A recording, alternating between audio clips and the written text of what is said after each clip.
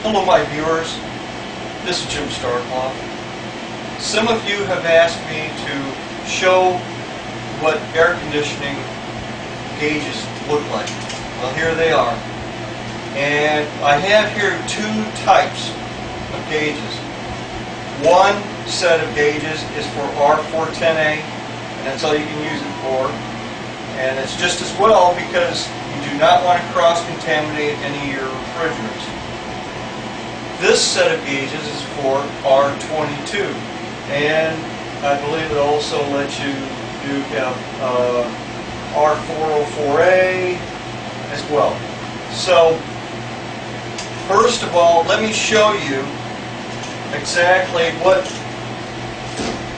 the pieces and parts are on a set of gauges. This set, like I explained, is for R22. You have here a set of hoses. Now the hoses can come off. For example, this red hose is for your high side. Okay, and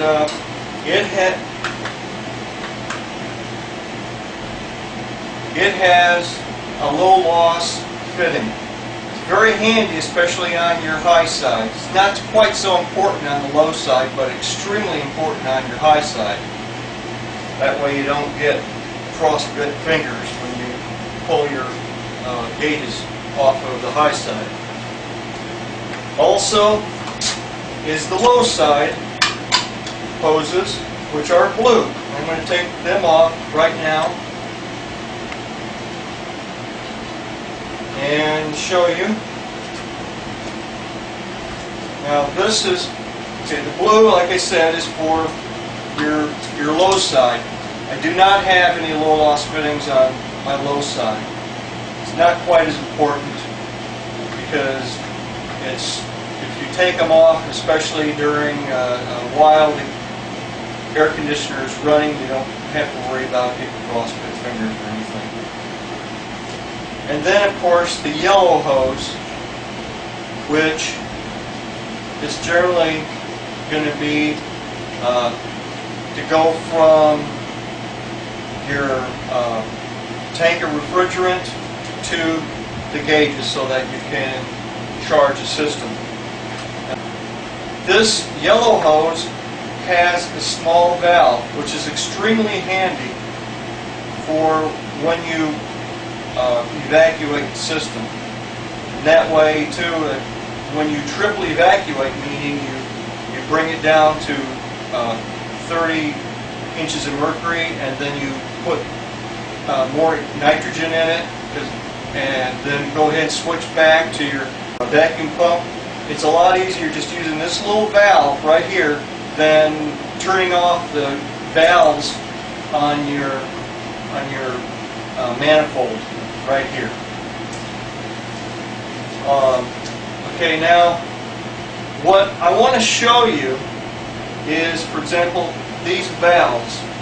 Okay, closed, of course, righty-tighty, lefty-loosey. Tighten them, close them, turn all the way to the right. The same way here. Turn all the way to the right, and it's closed on the low side as well. Now, many occasions you have to recalibrate your gauges almost every single time that you use them. I know I have to, especially the way I sometimes treat them. Now, the way you calibrate it is, first of all, you just like I have here, I've already taken the hoses off, and you open the valves all the way, and then there's also, for example, see right here on this high side gauge, I have there's kind of like a plastic cap to protect the gauge. Well, you have to remove it as well. But I've already removed this one off of my compound gauge. The compound gauge is what the gauge for the low side is called. The reason is because it reads PSIG, meaning pounds per square inch gauge, as well as inches of mercury, which is a vacuum. Now the way you would calibrate the gauges, there's a small screw right here that you have to adjust. Just the slightest movement of the screwdriver is going to do something. I bump it around a little bit because you see now it sort of kind of moves around a little bit, so you have to kind of play with it to get it where you really want it, to zero.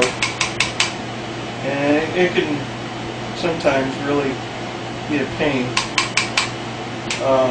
Okay, I've got a zero now.